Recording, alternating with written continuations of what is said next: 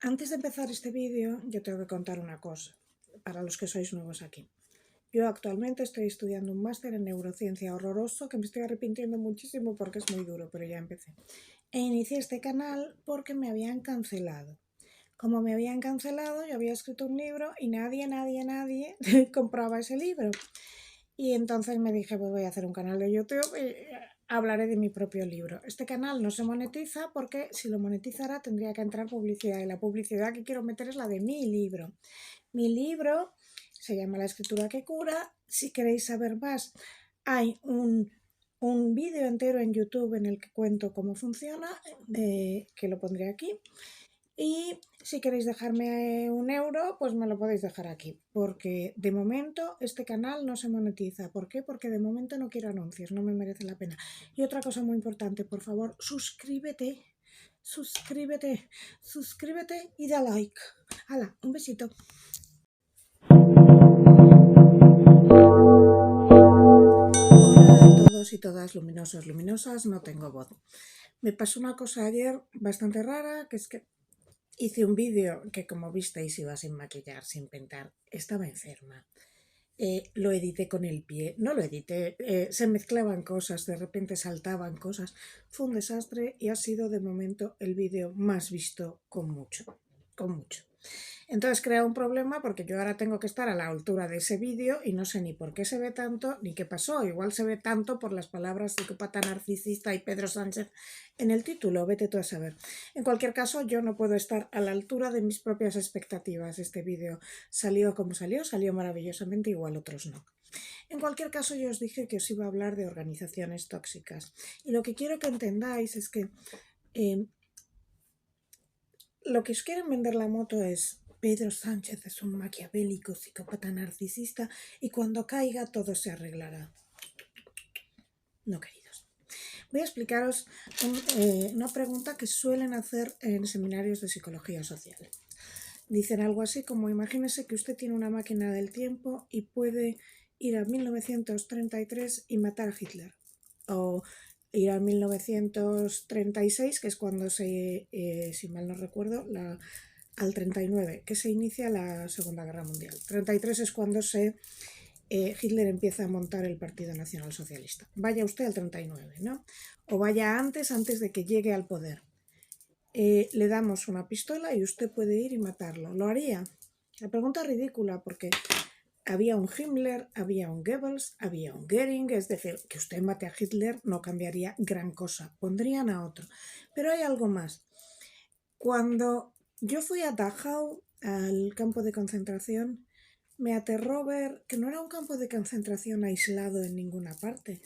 Era un campo de concentración que estaba al lado de una ciudad y que además fuimos a tomar algo a una cafetería que estaba un poco en una especie de montañita y desde allí se veía el campo. Entonces yo pregunté, ¿no me pueden decir que la gente no sabía lo que estaba pasando? Y me decían, sí, lo sabían, incluso había gente que le daba comida a los presos del campo desde fuera.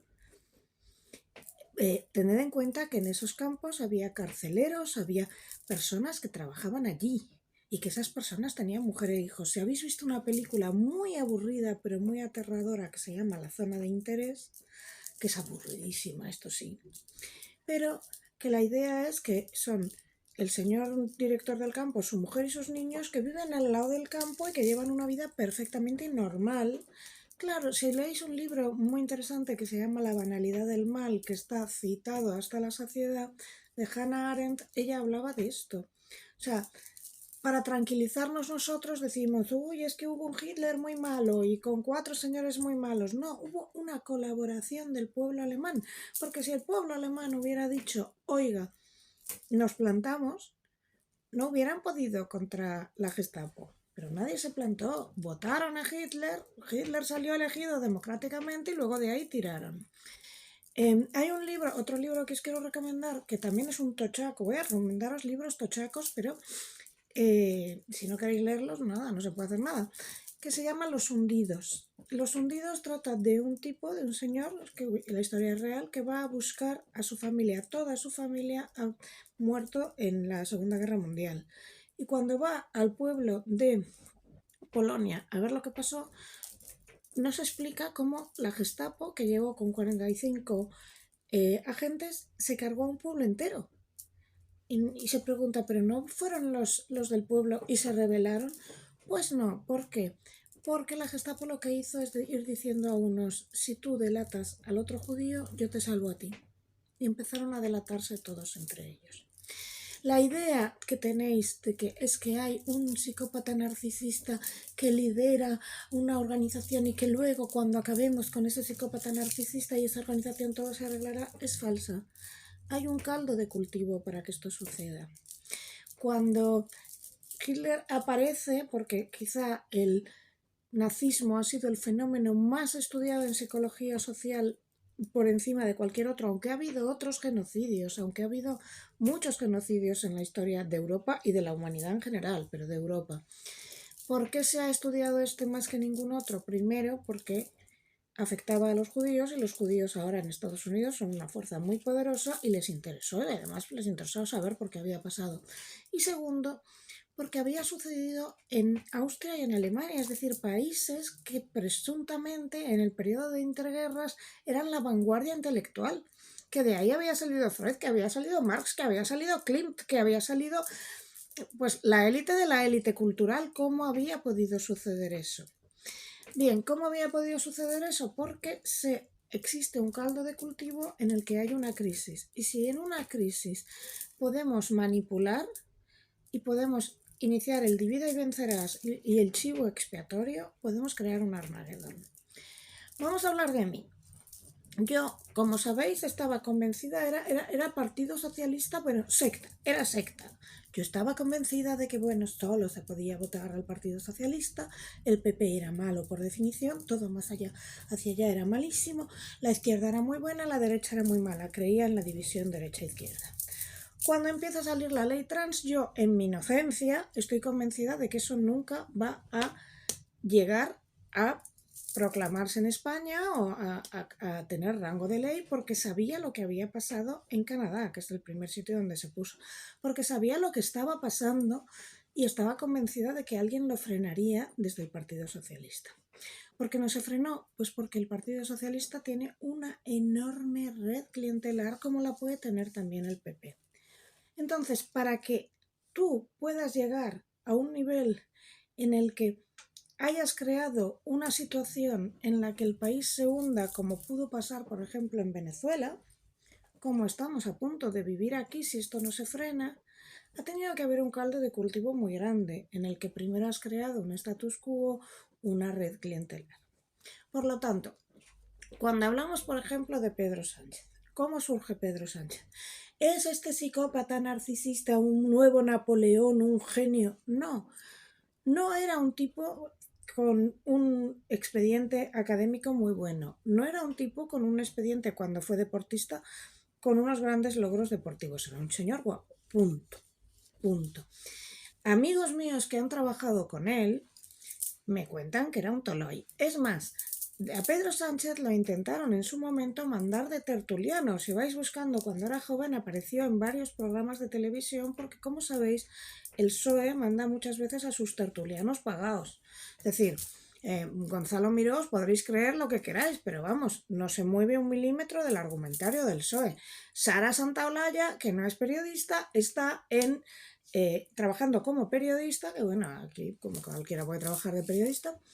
Os recuerdo que yo el título de periodismo sí lo tengo, periodismo, filología, psicología. Vale.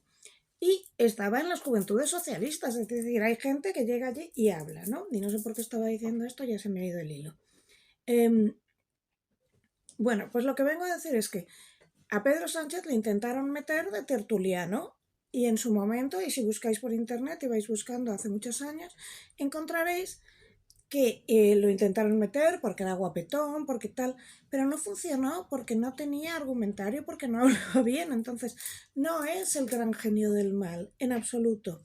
Lo que se crea primero es un bloque, un partido que tiene una enorme red clientelar y entonces en ese partido surge, ya lo conté el otro día, las propias Susana Díaz o sectores de Susana Díaz animan a que suba este candidato porque tienen miedo a Eduardo Madina. Es decir, Si Eduardo Madina se enfrenta en primarias contra Susana Díaz, piensan que Susana Díaz perderá. Y entonces animan de alguna manera a que suba Pedro Sánchez porque piensan que este Tolai es mucho más fácil poder con él. Porque piensan que Susana Díaz se lo va a comer de calle. ¿Qué sucede? Que esto atrae a un montón de gente que dice, mira, vamos a acercarnos a este y vamos a hacer de él el candidato perfecto. Y es cuando le crean pues esta idea de convertirle en doctor, que ya te digo, lo de tu tesis ya es otro tema, pero el hecho de que consigas un doctorado sin haber pasado por las fases que normalmente pasan los doctores ya suena muy raro. Le crean un currículum que en realidad no tiene y le montan una vida. ¿Quién está debajo de él? Pensad, Ábalos no tiene una carrera. Santos Cerdán no tiene una carrera. Koldo no tiene una carrera. Koldo venía de un puticlub que tuvieron que cerrar por trata de personas y por drogas. Santos Cerdán, que yo recuerde, espera un momento, creo que se dedicaba a arreglar neveras, pero lo voy a mirar. Pues eso, Santos Cerdán se dedicaba a arreglar neveras. Entonces ya saldrá el típico, porque este es el argumentario, diciendo, esto es clasismo. No, perdone, es decir, Ábalos no acabó ni magisterio. Y entonces está usted poniendo los recursos del país en manos de gente que no sabría ni hacer una hoja de Excel de cálculo para llevar un presupuesto. ¿Qué sucede? Que cuando empieza a haber un despropósito de dinero que se ha perdido, tenemos a un vicepresidente segundo que dice, yo no tenía ni idea, lo llevaba todo Koldo. ¿Pero quién puso a Koldo? ¿Vale? ¿Cómo Koldo, que venía, era un portero de un puticlub que tuvieron que cerrar por tráfico de drogas y tráfico de personas? Es decir, el tráfico de personas se probó, tráfico de drogas no recuerdo, pero casi. ¿Cómo acaba alguien ahí? Pues haciendo una organización en la cual se va bloqueando a cualquiera que sea inteligente.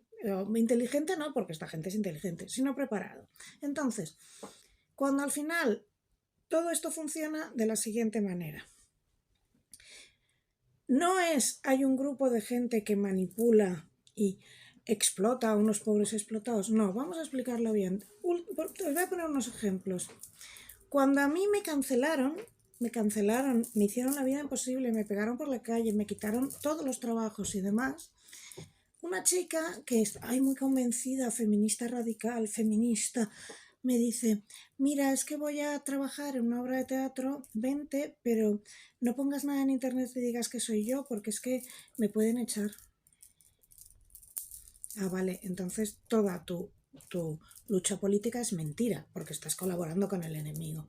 Cuando a mí me pasó todo lo que me pasó, me venía mucha gente en privado y me decía, estoy completamente de acuerdo contigo, pero nunca lo podría decir en público porque me pueden echar. Yo iba a exponer en una galería que ahora ya lo digo con la mayor tranquilidad, se llama RGF, en Madrid.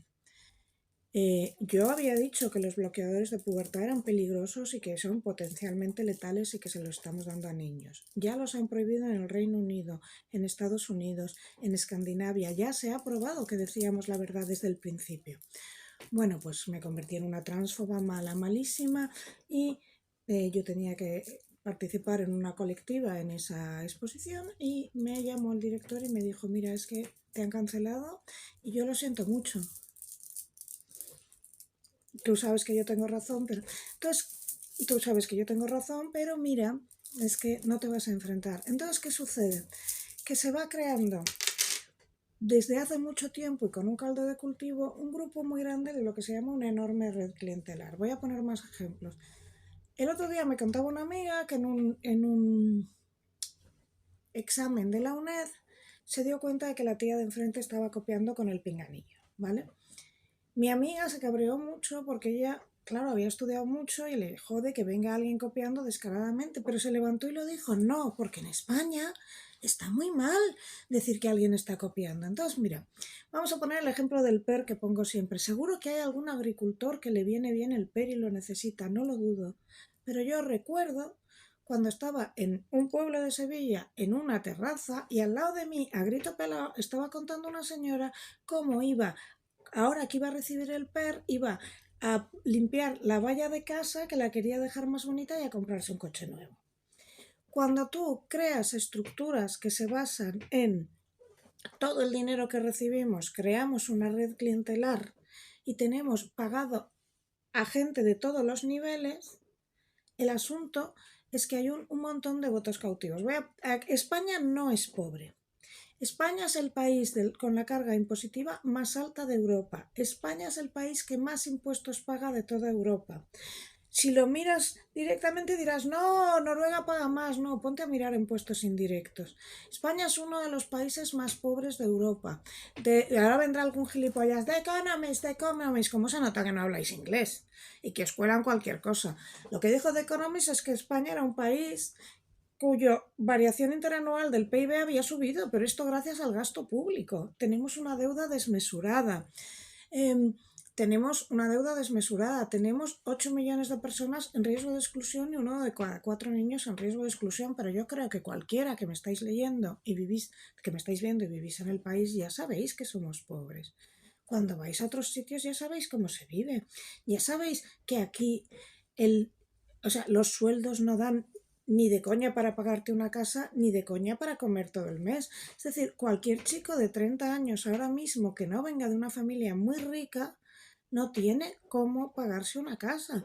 Todos vosotros, mis padres, con 25 años, ya estaban casados, tenían casa y tenían hijos, pero cualquier persona cuyos padres se casaron en los años 60 vivía así. Pero es que en Estados Unidos, en los que, ay Dios mío, estaban desesperados, no es tan difícil comprarse una casa en, no sé, Iowa, Utah, lo que sea. Cuando llegas a un país en el que no te puedes ni comprar una casa, ni alquilar una casa, ni con un sueldo normal prácticamente llegas a fin de mes, pues es que España no va tan bien. Vale, entonces, ¿cómo se crea esto? Con la creación de una red clientelar y de un status quo. Entonces, vamos a poner un ejemplo. Yo, como sabéis, bueno, no lo sabéis, yo estudié filología, periodismo y luego psicología mucho más tarde. De filología, todos mis compañeros acabaron de profesores. Entonces, durante años votaban al PSOE religiosamente porque la derecha les iba a quitar, la derecha les iba a quitar, la derecha les iba a quitar. ¿Con qué se han encontrado? La gran mayoría de mis amigos profesores tienen unas depresiones que se mueren, porque si tienes la suerte de que te toca dar clases en un buen barrio no vas a tener problemas, pero como te toque Fuenlabrada, como te toque San Cristóbal de los Ángeles, como te toque un sitio en el que haya mucha inmigración, vas a tener una clase de 40 personas en la que hay 3 que no saben hablar español, te han metido un autista a ver si cuela, que debería estar en otro sitio, pero es que no hay dinero. Hay muchísimos problemas, de acoso, hay muchísimos problemas de violencia que antes no existían, cómetelos. Y somos el país que está a la cola del PISA. ¿Cómo se crea una historia así? Pues cuando en una organización vas metiendo a gente que es una inútil, lo que pasa es que no tienen ni idea y como no tienen ni idea van metiendo a más inútiles por debajo. Entonces se crea un delirio como por ejemplo nuestro Ministerio de Igualdad que despilfarró 2.000, sí, fueron 2.000 millones, 500 al año por 4 años, 2.000 millones que no sirvieron absolutamente para nada excepto para crear una inmensa red clientelar de chiringuitos. Hay menos violencia ahora que antes, hay más violencia. Hay menos violaciones, hay más violaciones. Hay menos problemas, hay más problemas. ¿Hemos bajado puntos en el índice de igualdad europeo mundial? Por supuesto. ¿Dónde ha ido todo ese dinero? Pues a repartir prebendas. ¿Estaba la ministra de Igualdad y sus adláteres preparados para llevar un ministerio? No. Cuando no existían las democracias, cuando lo que había eran monarquías absolutistas, que era todo por el pueblo, pero sin el pueblo, no hacía falta tampoco convencer a nadie, simplemente a la gente se le había convencido, las cosas son así, punto. Cuando llegan las democracias, empiezan a crearse los sistemas de manipulación de la masa. ¿Y cuál fue el gran ideólogo de sistemas de manipulación de la masa? Pensadlo porque no lo voy a decir. Pensadlo, pero os voy a leer 4 frases, ¿vale?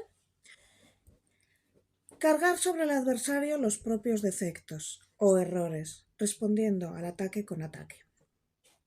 Más vale una mentira que no pueda ser desmentida que una verdad inverosímil. Si no puedes negar las malas noticias, inventa otras que las distraigan. Una mentira 1000 veces repetida se convierte en verdad. Goebbels, que es el autor de estas frases, no había ido, tenía la polio, no había ido al ejército. Entonces, ¿qué hizo? Se inventó un pasado glorioso y ahora le pillarían en 2 minutos por internet, pero él pensó que nunca le pillarían y algún periodista le pilló. Bueno, pues empezó a repetir que sí, que sí, que sí, que sí, porque la consigna era una mentira repetida acaba por convertirse en verdad. ¿Vale? Ahora pensad, si no puedes negar las malas noticias, inventa otras que le distraigan. Vosotros no veis las cortinas de humo brutales que te están metiendo cada día de tonterías absurdas, por ejemplo, la Roro esta. Yo cuando vi a la señora Rita Maestre que cobra 120.000 euros al año, es decir, 10.000 euros al mes más prebendas, hacer un vídeo y hablar de que si Roro y... A mí qué me importa una influencer, a mí me importa, señora Rita Maestre, que tenga que pagar un IBI desmesurado, por ejemplo. Si usted está en el Ayuntamiento de Madrid, está para arreglarme temas de esto. A mí, lo que haga una influencer, me la sopla. Y a usted debería soplársela, que está aquí para gestionar un presupuesto, no para dar opiniones. Como estas se os pueden ocurrir 100.000. Más vale una mentira que no pueda ser desmentida que una verdad inverosímil. El fango, el fango, el fango, pero por ejemplo lo más claro ha sido las leyes trans. No, esto no iba a pasar. Por ejemplo, no hay ocupación en España. Lo han dicho y repetido hasta la saciedad y ahora ya se empiezan a asustar porque ahora empieza a ser un problema muy gordo. Ahora empieza a ser un problema que yo creo que todo el mundo conocemos a alguien en nuestro entorno que tiene un Inquiocupa o que ha tenido un problema con un Inquiocupa. Se han pasado años negándolo y diciendo que esto era una cosa residual y que no pasaba. El que no tiene un Inquiocupa tiene un problema como el que ha habido en mi edificio, como el que ha habido en el edificio de mi amiga Eva o como el que probablemente tenéis a 2 calles de casa. Que alguien ha ocupado un piso o una casa y ha creado el terror alrededor. Pero esto se ha negado, se ha negado, se ha negado. Recuerdo que con las leyes trans lo mismo, cuando empezó a llegar las consecuencias y decías, oiga, que este señor se acaba de autodeclarar mujer, es fraude de ley, es fraude de ley, es fraude de ley, lo repetían sin parar siguiendo la consigna de Goebbels. Bueno, basta con ver los hechos. BOE, ir al BOE. No es fraude de ley porque no se ha denunciado a nadie todavía por fraude de ley. Hoy mismo llegaba un tertuliano en televisión y me decía, bueno, es que lo que ha pasado en el Centro Nacional de Investigaciones Oncológicas es que esto no sabemos porque hay que ver hechos, porque es que en realidad si compraron arte pero luego ganan más dinero, oye, datos. Los datos son que ninguna de esas obras se va a revalorizar, que no son, es decir, el Centro Nacional de Investigaciones Oncológicas se gastó 1 millón de euros en comprar obras de arte y mover a gente por el mundo cuando estaban a la vez pidiendo 1 millón de euros porque les faltaba maquinaria. Entonces, la forma de intentar arreglarlo era decir, no, es que esto se va a revalorizar. Datos. Ninguno de los artistas es revalorizable, ya está, datos. Entonces esto es negar a la mayor. Cargar sobre el adversario los propios errores o defectos, respondiendo al ataque con el ataque. Decir que Begoña Gómez está implicada en una serie de cosas falsas no es un ataque, es directamente pues intentar limpiar el nombre de una institución que es la Universidad Complutense. ¡Fango! ¡Van a por el presidente! Perdona. Pero sobre todo a mí lo que me llama la atención es, creo que en cualquier otro país de Europa, un presidente que tenga un hermano al que le han hecho un cargo a medida al que no iba, por el que está ganando 60.000 euros al año sin aparecer, pero es que encima tributa en Portugal, cuando a los demás nos están crujiendo a impuestos, este hombre debería dimitir.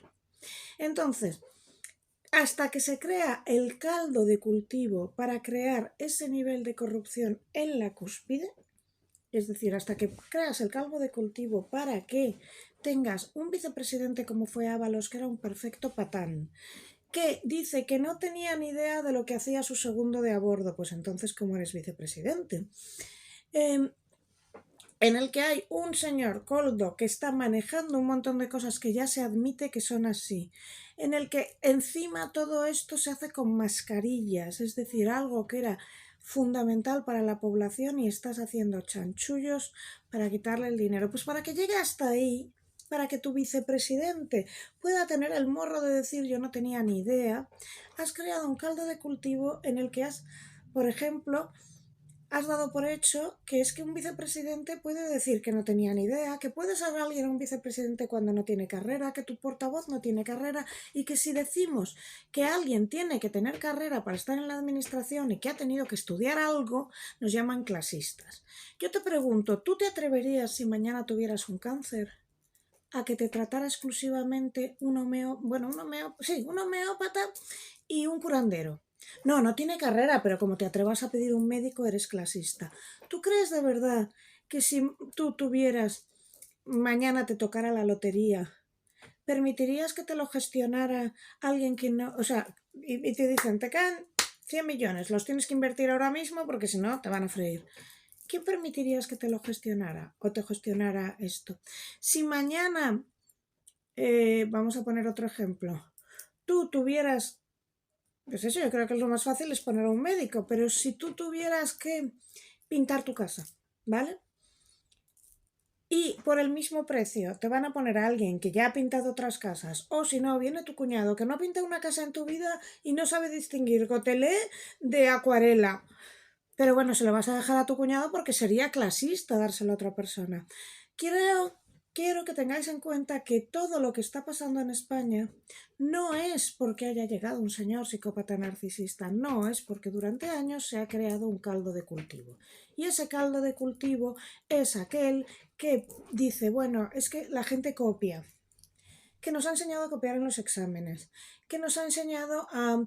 es que si tengo a un primo le enchufo porque eso es lo normal, es que si puedo chanchullear con una subvención me la llevo, es que si no necesito el PER lo cojo porque para algo me sirve, es que si puedo engañar a la seguridad social la engaño. Y además empieza a ser una pescadilla que se muerde la cola, porque por ejemplo a los autónomos nos están obligando a trampear, es decir, Yolanda Díaz dice que con 1.750 euros nadie puede vivir con 1.750 euros, pero por otra parte te dice que si cobras 600 euros tienes que pagar 300 de autónomos.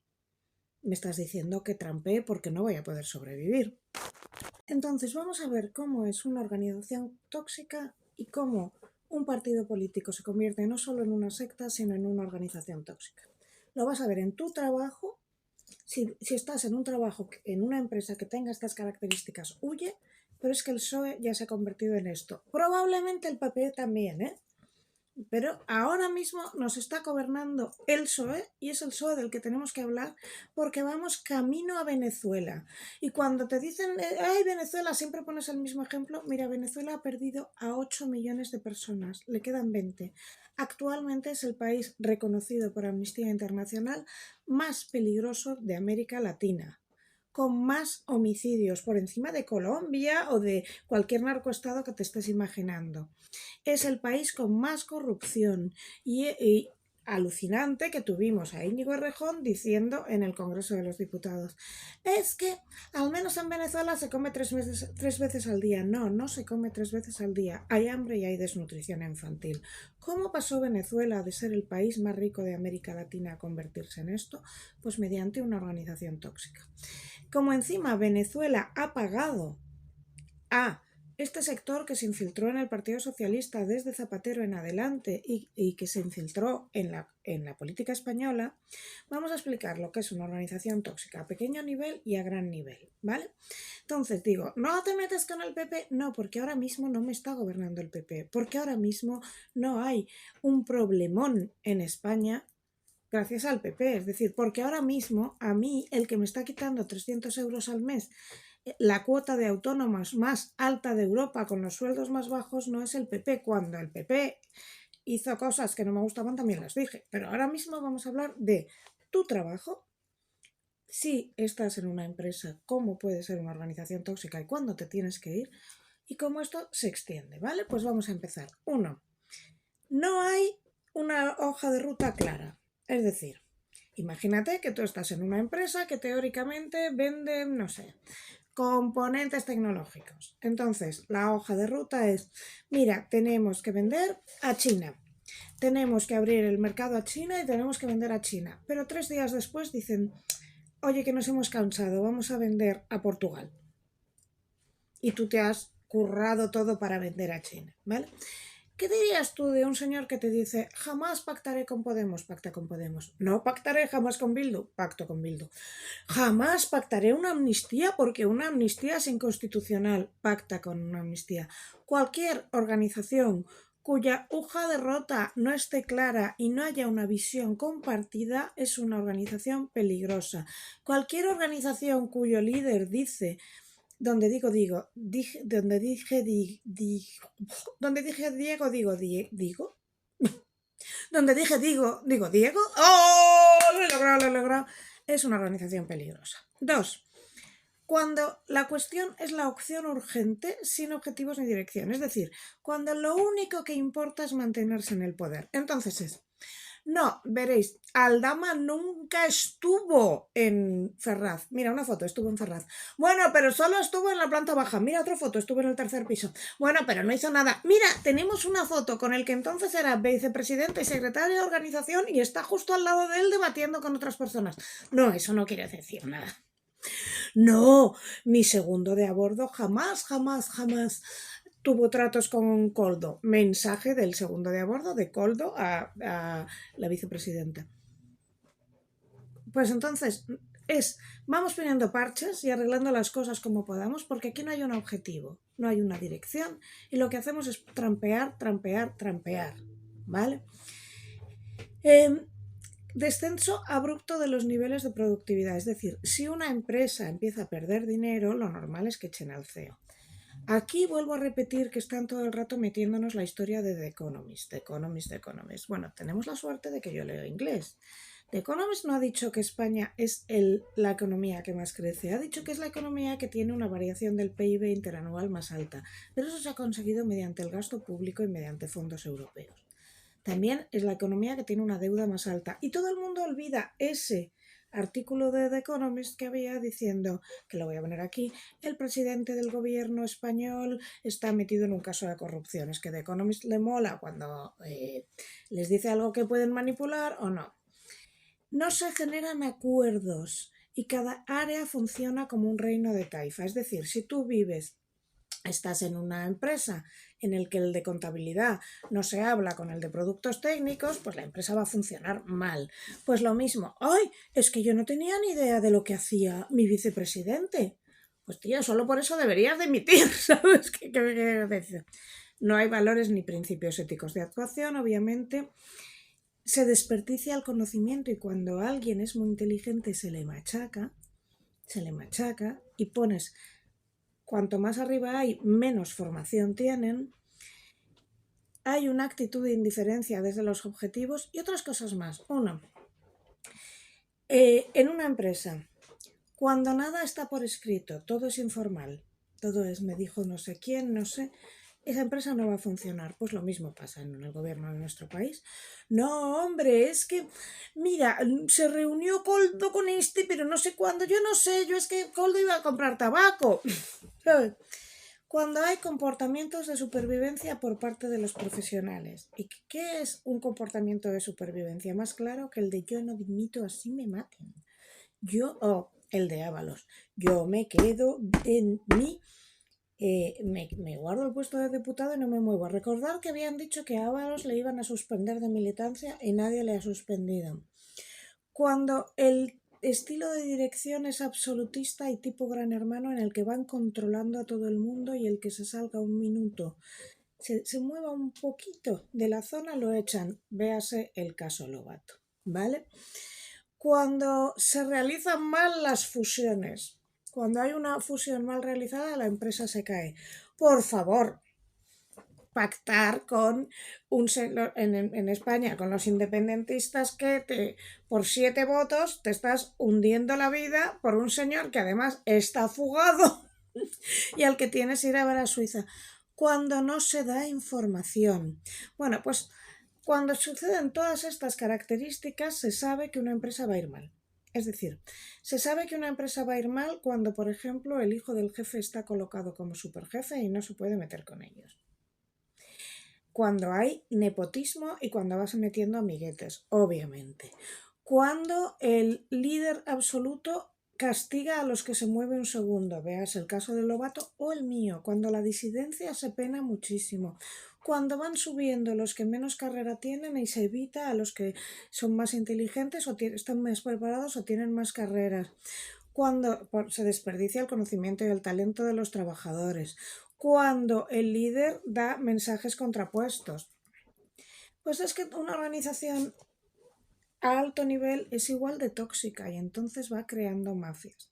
Yo sé que probablemente este vídeo no va a tener tantísima repercusión como lo de es que Pedro Sánchez es un psicópata narcisista, pero vamos a ver, yo os digo, cada vez que tú estás animando a tu hijo a que copie en la escuela, estás colando y haciendo enchufismo en el trabajo, cuando cobras una subvención que no deberías cobrar, tipo, ay, me cae un perro, cuando intentas engañar a la seguridad social, cuando vamos trampeando y todo lo vamos dando como normal, al final es que tenemos un gobierno que es que, bueno, la mujer del presidente tenía un despacho en Moncloa, pero bueno, tampoco es para tanto. Pues sí es para tanto.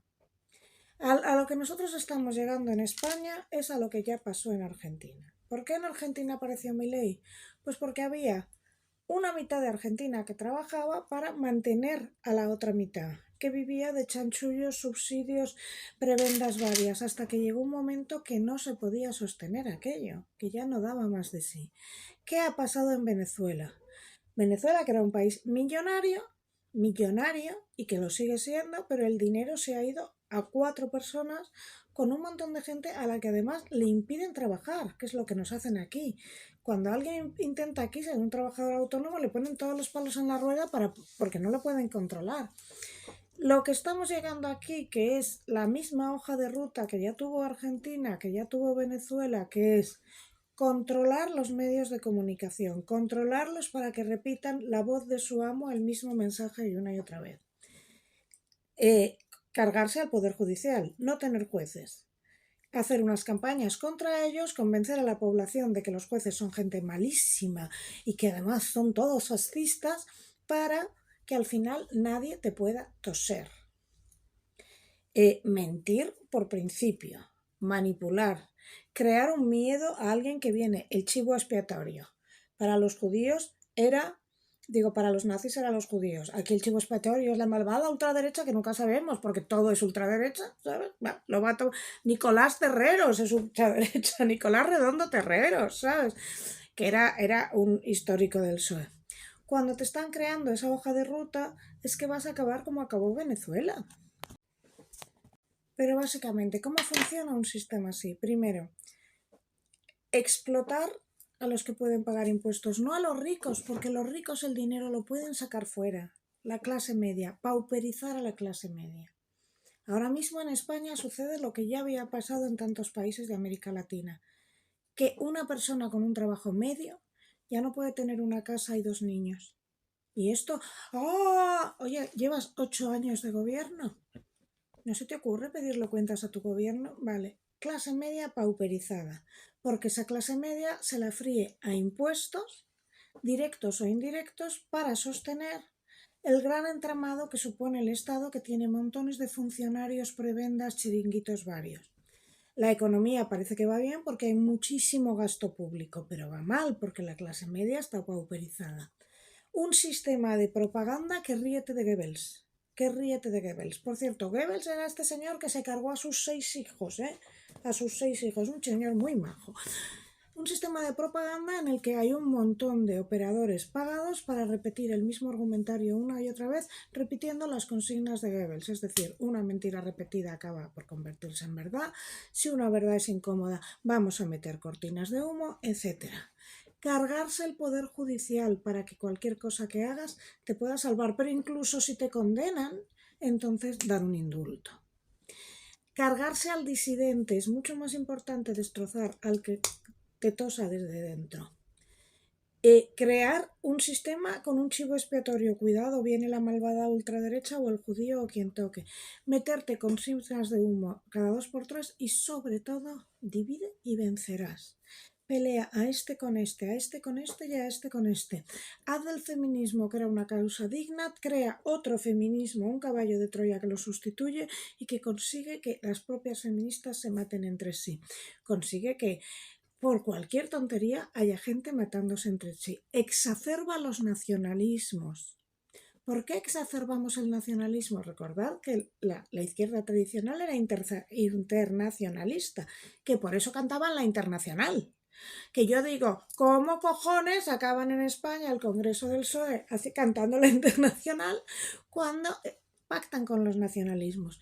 Pues si hay en tu propio país personas peleadas entre sí por una cuestión nacionalista como el lenguaje, pues tú ya no se darán cuenta de quién está arriba. Mira, hoy mismo ha salido que hay un montón de médicos que se están volviendo porque no tienen el C1 de catalán. Os recuerdo que Gabriel Rufián no tiene el C1 de catalán. Sacarse un C1 de catalán no implica que hables mejor o peor catalán, implica que has leído mucho.